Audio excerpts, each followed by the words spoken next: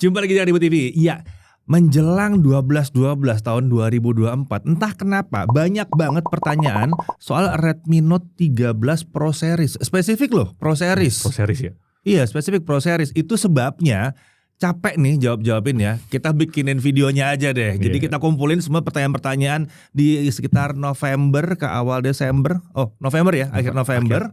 Mengenai Redmi Note 13 Pro Series. Dan kita jawab semuanya di dalam video kali ini.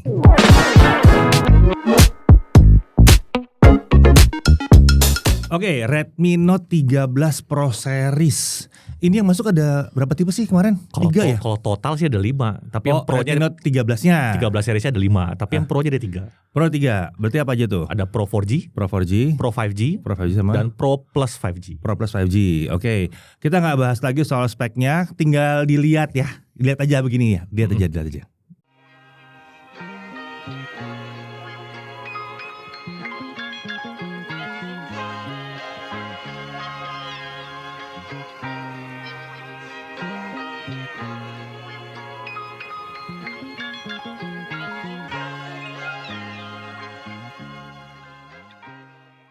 Nah ini menariknya ya, ini review tayangnya kapan? Akhir Februari.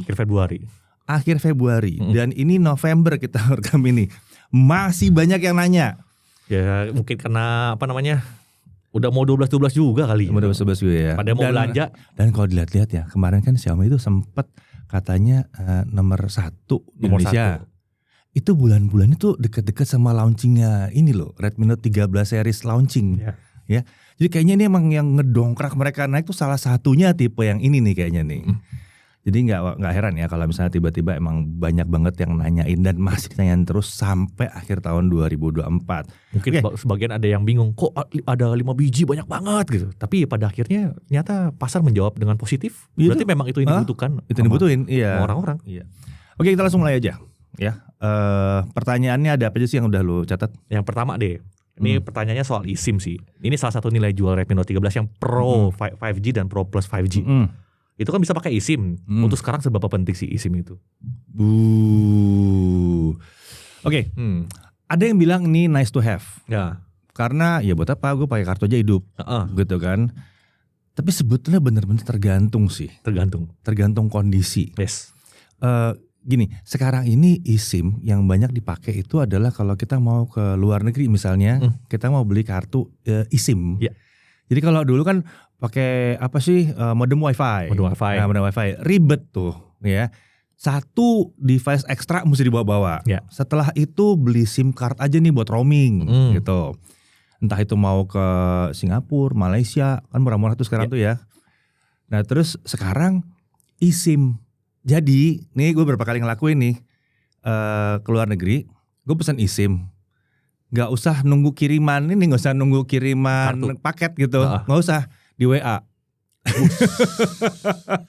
QR code-nya di WA untuk masang eSIM, jadi cepet banget, sederhana banget. Ini enak banget sih sebetulnya.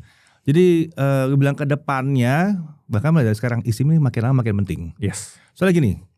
Kalau ini misalnya HP dicolong juga nih, ya kan, ini nggak selamat kalau misalnya masih bisa ngakses ke internet, bisa dimatiin, ya kan, masih akses hidup bisa dimatiin, kartu gitu fisiknya kan. bisa dicabut, kartu fisik bisa dicabut supaya nggak nyangkut ke internet, ya kan. Tapi dia akan selamat kalau dia masih terus terkoneksi ke internet.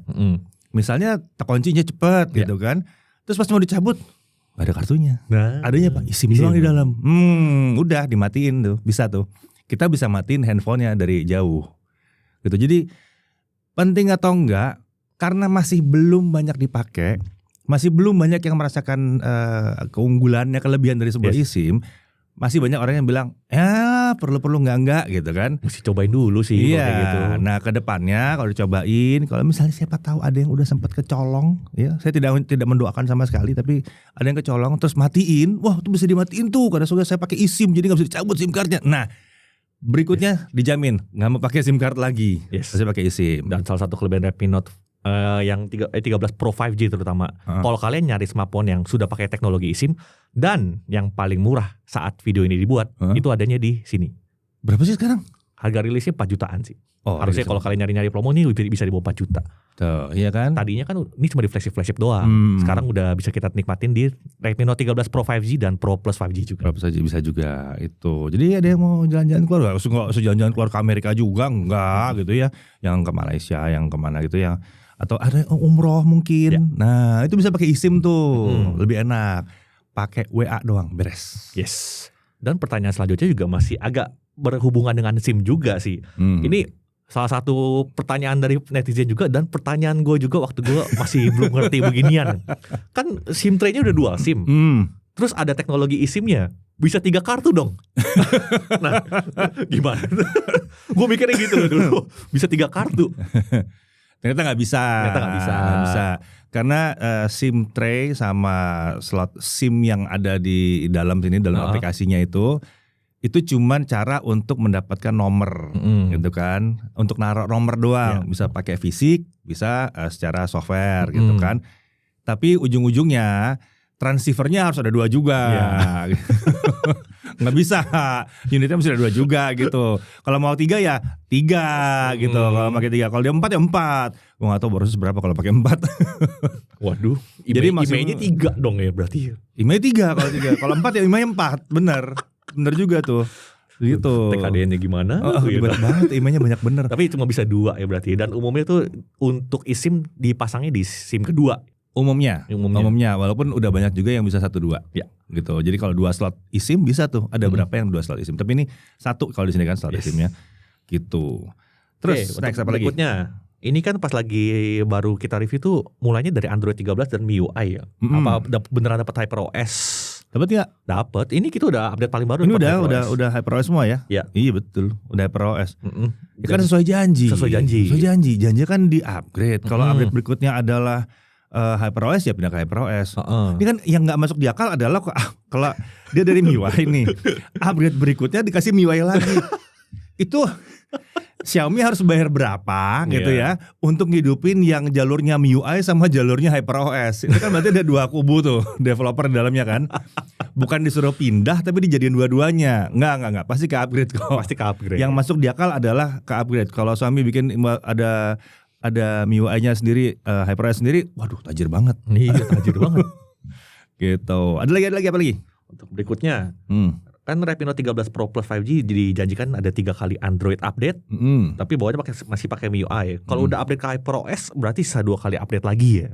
Tuh, itu kan masalahnya UI-nya aja kalau HyperOS kan. Yang dijanjikan adalah 3 kali major Android update gitu. Ya kalau udah ke HyperOS ya HyperOS terus. HyperOS terus. Iya. Dan kadang-kadang update HyperOS nggak merubah versi Androidnya loh. Itu yang mungkin nggak banyak orang tahu. Iya bisa juga. Update UI itu bukan berarti update Androidnya. Ya betul. Yang dihitung adalah update Androidnya. Yes. Gitu. Jadi ya sudah update ke HyperOS apakah berarti sudah kali update? Ya kalau HyperOS-nya sekalian update Androidnya iya betul. Berarti dihitung 1 kali update, nanti 2 kali lagi. Yang nggak mungkin adalah kalau udah update ke HyperOS apakah balik lagi? Nggak, kalau itu sih nggak mungkin. Ternyata cuma dapat teaser. Lucu ya. Balik ke MIUI. Ternyata dapat teaser.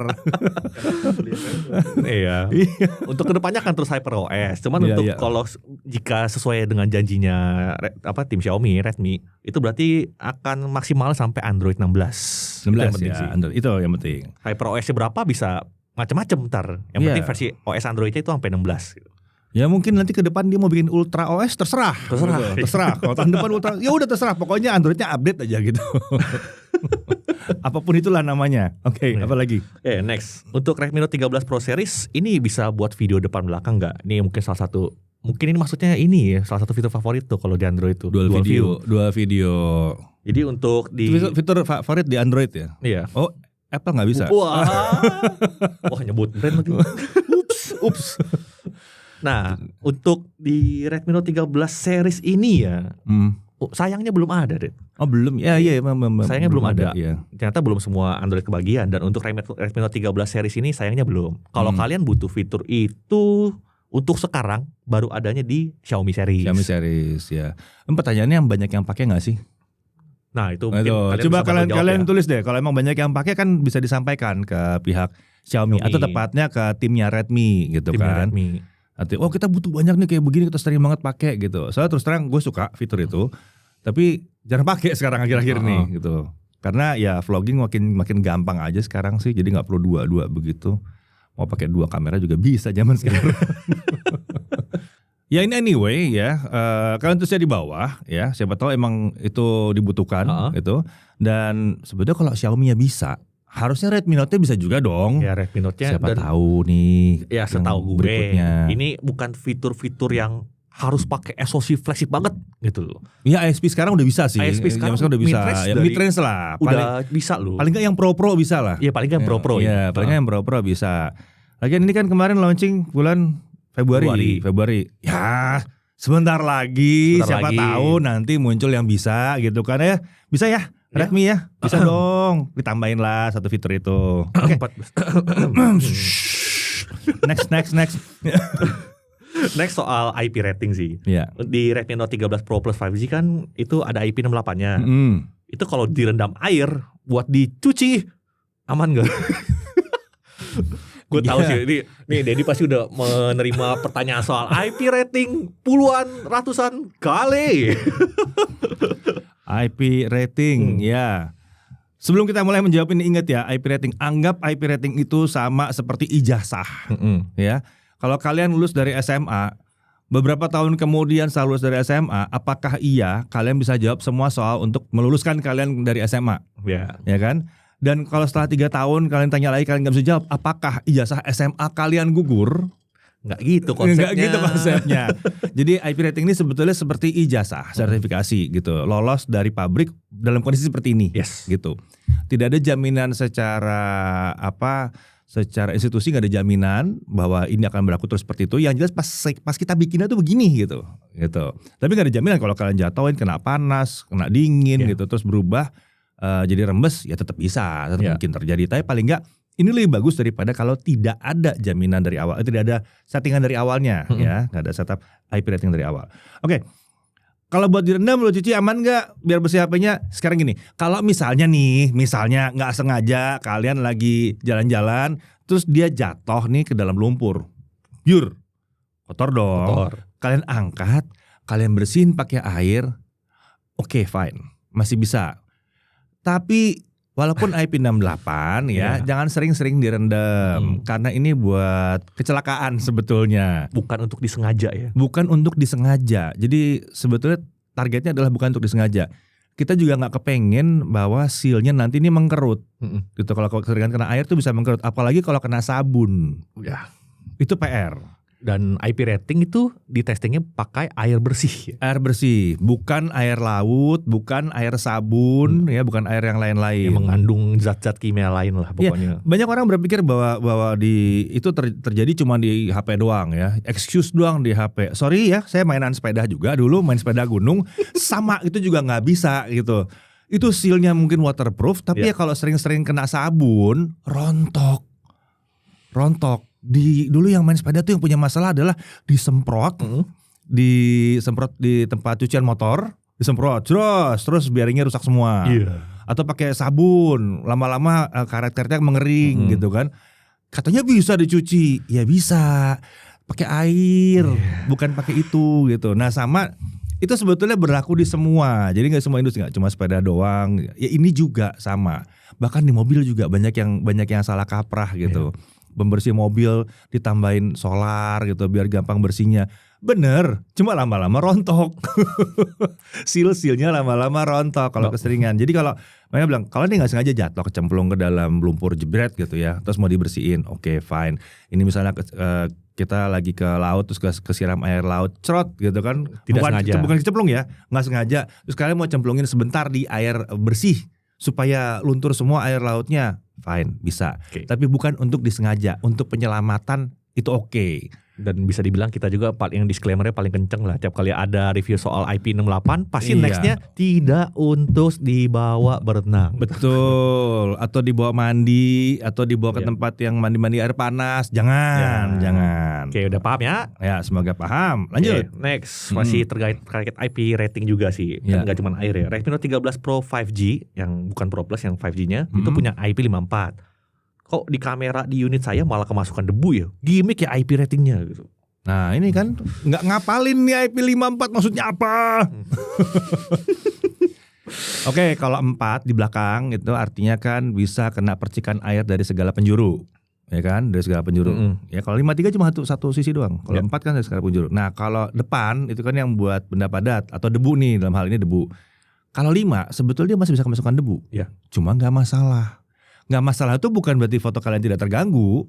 Cuman kalian tetap bisa motret gitu. Terus masih bisa nelpon, masih bisa. Jadi debu bisa masuk tapi tidak akan mengganggu operasional. Kalau 5. Jadi bukan debu nggak bisa masuk. Kalau debu nggak bisa masuk tuh yang 6. Ya, Di depannya 6. Nah, itu benar tuh. Itu di seal dari debu. Kalau masuk gimana? Ya berarti kalian makainya keterlaluan. Tetap yang salah yang pakai. Karena dari awal udah ditutupin kok bisa sampai masuk. Ya gitu. Oke. Next. Untuk berikutnya soal baterai sih. Redmi Note 13 Pro series baterainya gimana? Boros gak?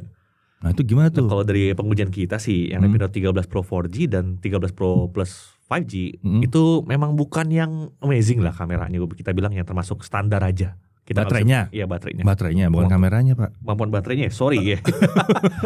Baterainya. Oke. Terus juga banyak faktor juga soal baterai ya. Jangan lupa kalau misalnya kalian pakai dual SIM, tentunya itu baterainya bisa lebih boros lagi. Ya, kita nggak ngetes pakai dual SIM soalnya. Kita nggak ngetes pakai dual SIM soalnya. Terus juga seberapa banyak sosial media yang kalian install itu juga sangat berpengaruh. Soalnya kita sosial media diinstal terus diaktifkannya seperti apa? Ya. Kalau diaktifkannya hidup di background, nah itu. Oh iya udahlah.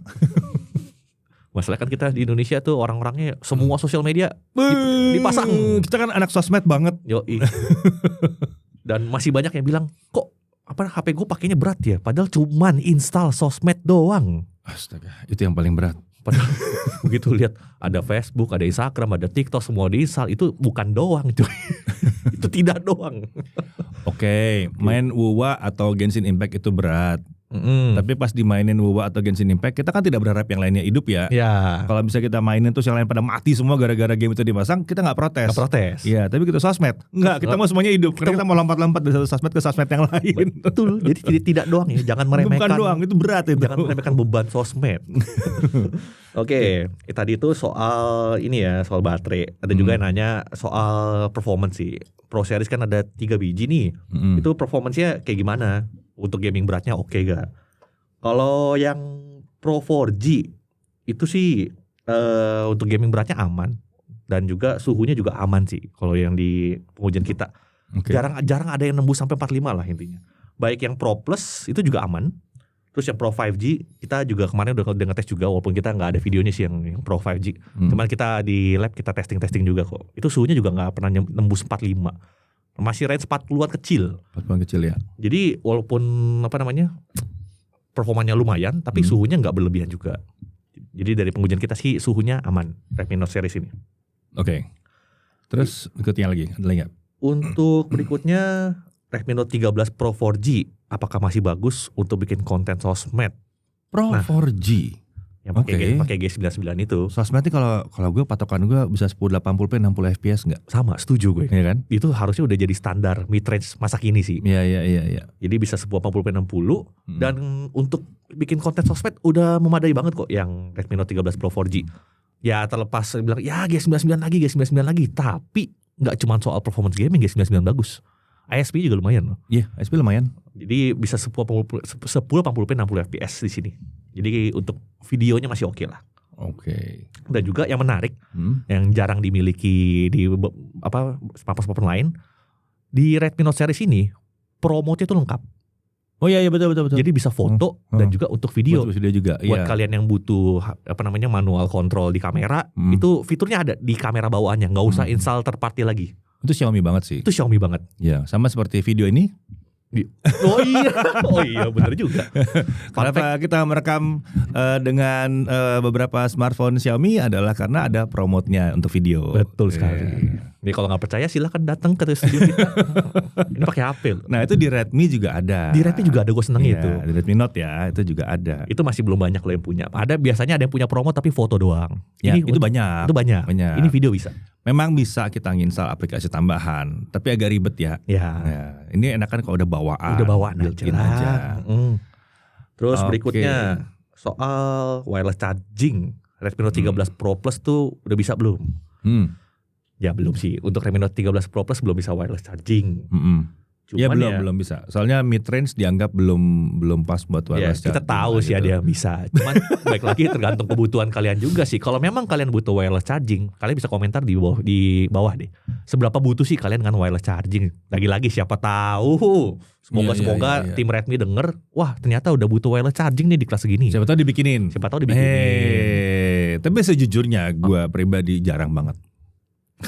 Gue sama, jujur sama. Kita udah pakai flagship loh. Kita pakai flagship, tapi kita jarang banget pakai si wireless charging.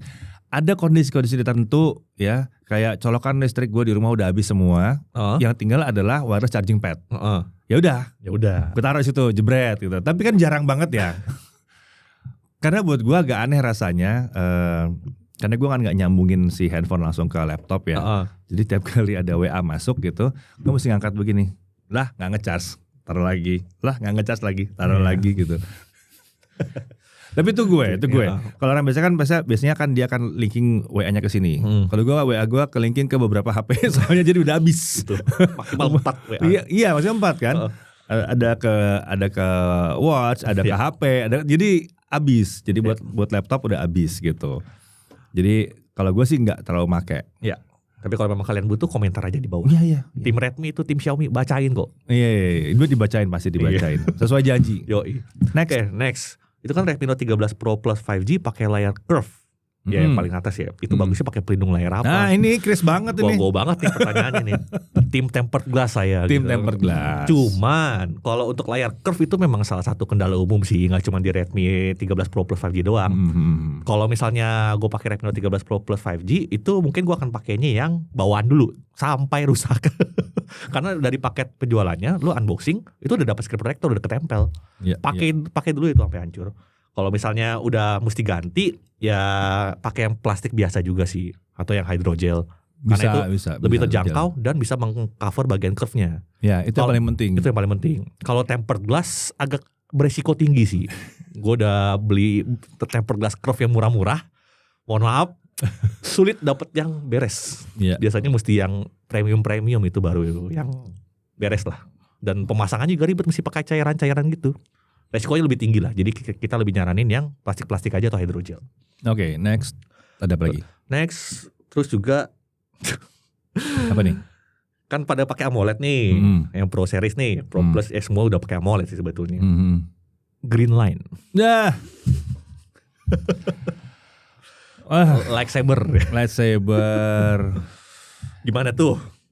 Ya gini, kita nggak bicara spesifik ke Redmi Note sih sebetulnya ya. Lightsaber ini memang jadi penyakit yang akhir-akhir ini sering kelihatan untuk semua smartphone yang pakai AMOLED nih. AMOLED atau OLED lah. Dan ya, juga keluarga kan OLED ya. Yang nanya ini lebih bertanyanya ke yang Pro Plus karena layar curve. Tapi dari pengalaman kita sih dan pantauan sejauh ini, mau curve mau enggak, ya itu bukan masalah curve atau enggak. Ya AMOLED tetap bisa kena.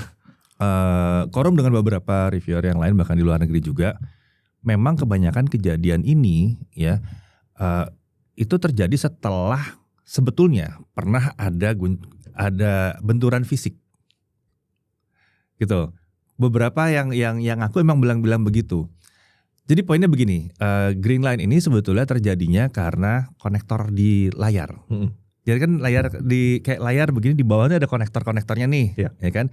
Ada konektor di samping, di bawah atas, ada yang di kanan kiri gitu konektornya buat nyambungin. Nah, kalau satu titik konektornya itu putus atau korosi, ya hilang satu garis, gitu. Ini udah umum dari zaman dulu juga udah umum kayak begini kejadiannya. Nah, untuk kasusnya ini bisa jadi karena dia udah jatuh truk, ada satu part konektornya udah nggak ngepas lagi atau titik sambungnya udah nggak ngepas, tapi masih hidup.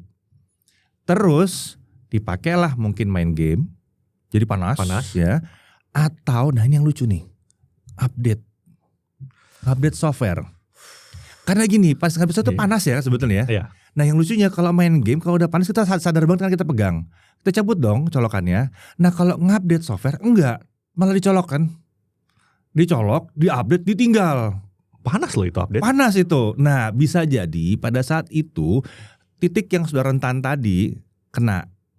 Tak, bres, begaris. Karena camkan. Saya udah lihat ini di berbagai brand, ya, tidak cuma di Android doang, ya di berbagai brand, bahkan di mirrorless. Di kamera mirrorless pun bisa kena. Gitu. Ya jadi yang paling penting adalah dijagain. Dijaga. Kalau saya personal pakai casing lah yang rugged, Pakai casing. yang rugged gitu. Soalnya itu sumber masalah awalnya. Kemudian kalau emang udah lama makainya udah setahunan, kalau mau ngupdate saran gua dicas dulu, biarkan dingin, download, diemin dulu ya.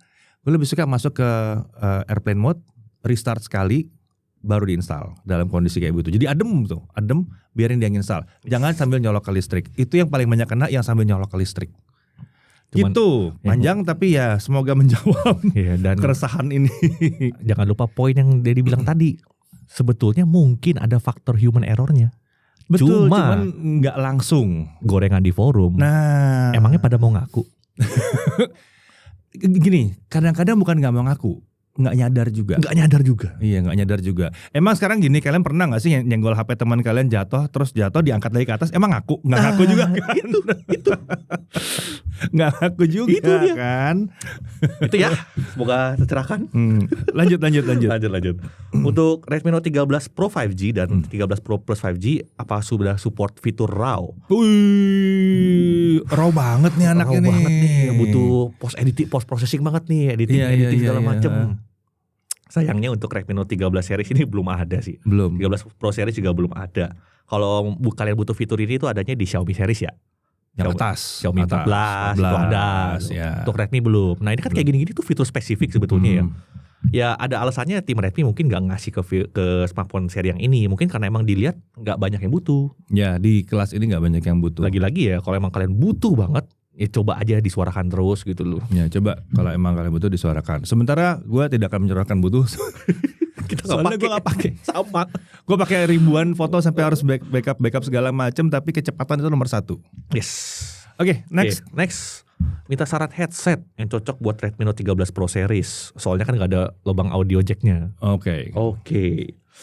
Soal audio sih gimana ya? Selera banget ya. Iya. Selera tuh. Iya tapi yang penting kan ini kan kalau nggak ada audio jack berarti opsinya pakai adapter ya, yang pakai dari Type C ke ada DAC-nya. Ada gitu. DAC-nya. Gua akan lebih rekomen itu sih. Iya. Itu bisa ngeboost kualitas ini juga, kualitas apa IM atau ya headset ada pakai headsetnya yang pakai itu, atau headsetnya ya pakai yang langsung Type C. Langsung Type C. Ya. Ada juga kayak gitu. Gitu.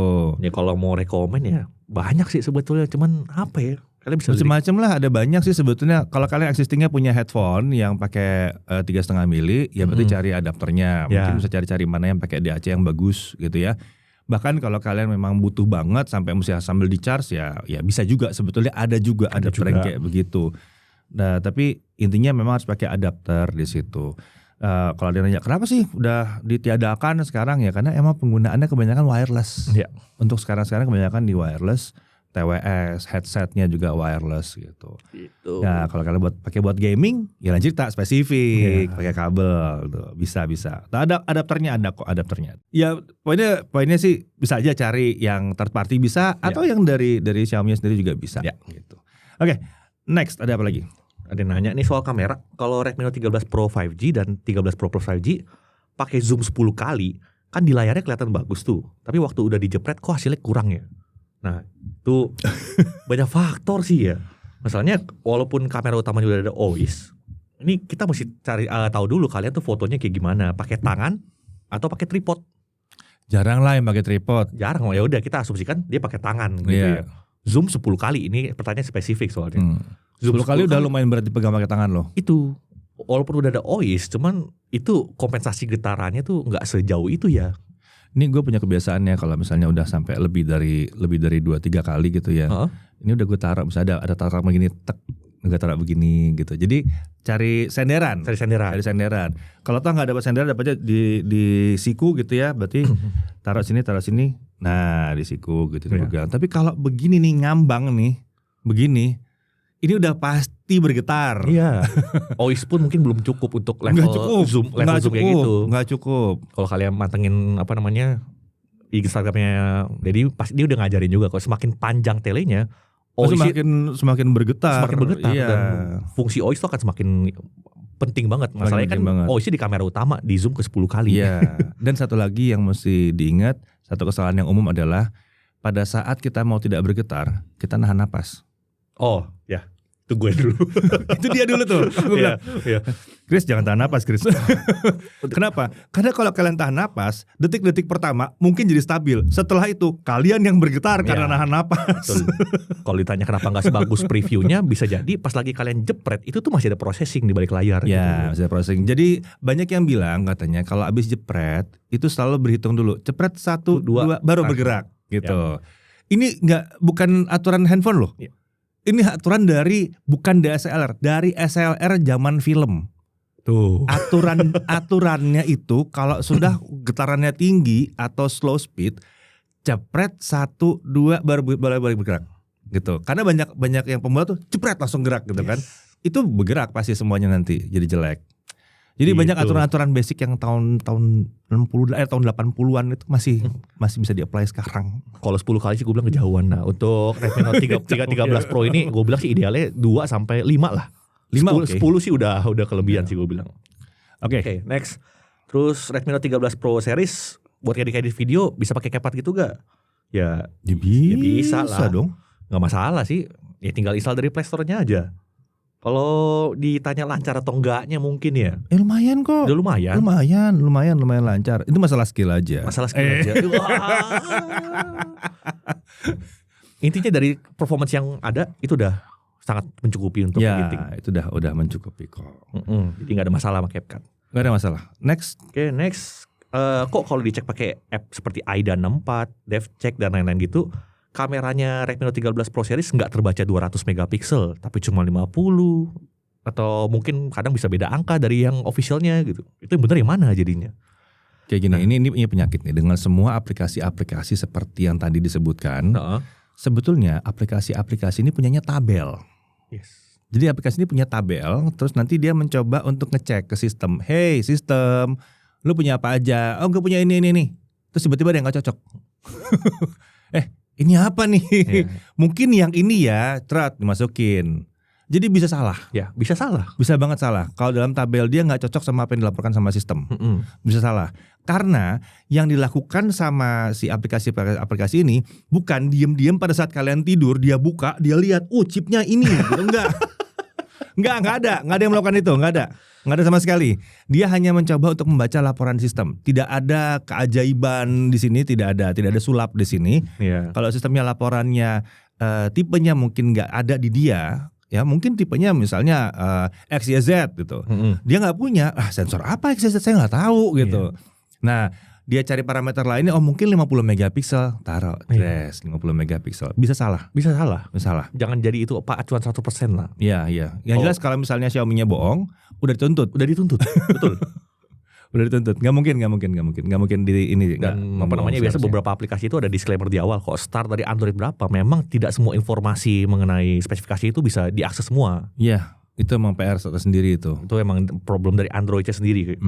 Keterbatasan dari Androidnya. Cuman kalau misalnya ada yang kamera 200 megapiksel kebacanya 12,5 megapiksel, itu mungkin yang kebaca tuh pixel biningnya kali ya. Hasilnya. Karena dia bisa membaca bahwa sensor ini menghasilkan foto ukuran berapa. Nah, bisa jadi kayak begitu juga. Jadi banyak hal, tapi menurut saya nggak ada tipu-tipu di sini ya. Jadi jangan kecewa lah. Next, ada apa lagi? Berikutnya, kok ada review Redmi Note 13 Pro 4G dan 13 Pro Plus 5G, tapi yang 13 Pro 5G-nya nggak ada gitu. Nah, kita megang kok ini. Ada kok, itu ada tuh. Kita mainin juga kok, kita tes di lab kita kalau emang lagi sempet.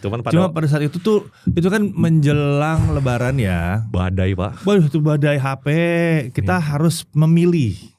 Kita yang ini aja, yang ini aja nih yang menarik, yang ini mungkin sudah terwakili sama seri sebelumnya atau orang palingnya udah tahu lah yang ini seperti apa gitu. Jadi kita pilih 2 yang mungkin saat itu terlihat paling menarik saat itu gitu.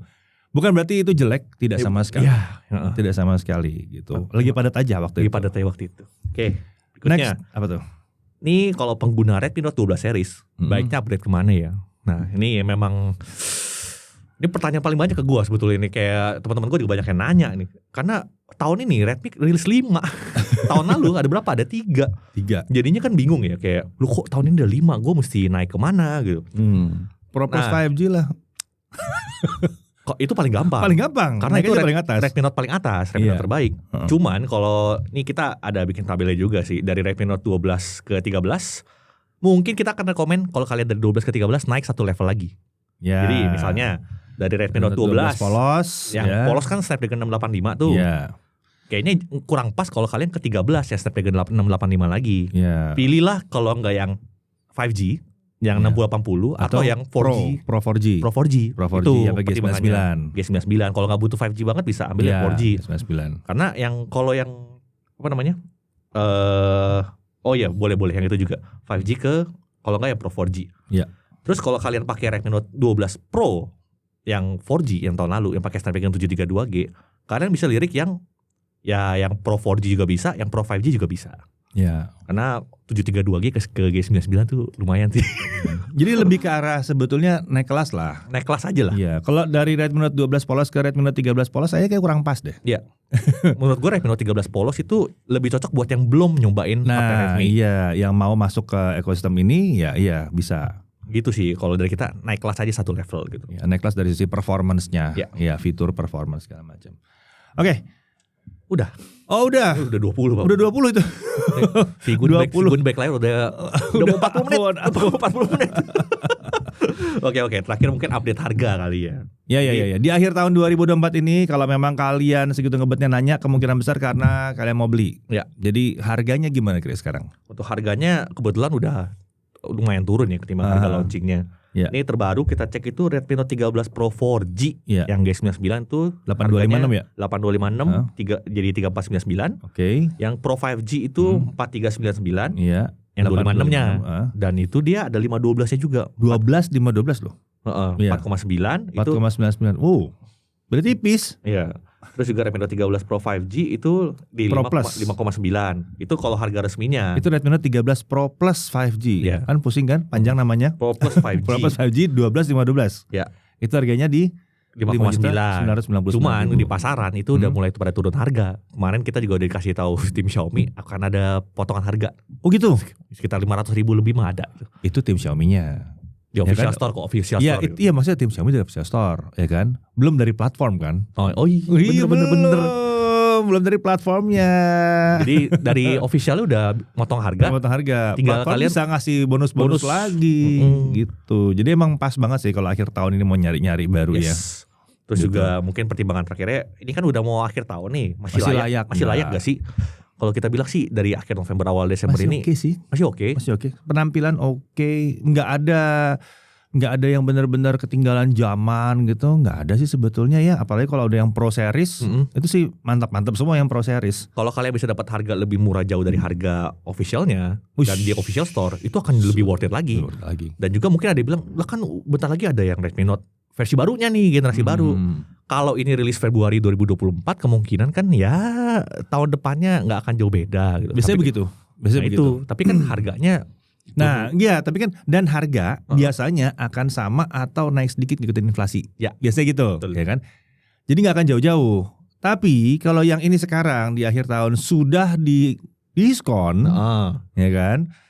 Ya kenapa tidak? Ya mau yang itu baru udah rilis pun itu masih oke kalau harganya bagus. Iya, kalau dia bagus. Jadi perhatikan juga kapan kalian nonton video ini. Video ini kita buat di akhir November ke awal Desember lah pokoknya. Ya, tapi kalau ini kalian nonton videonya sudah bulan Januari gitu, atau 2024, Februari, Maret ya.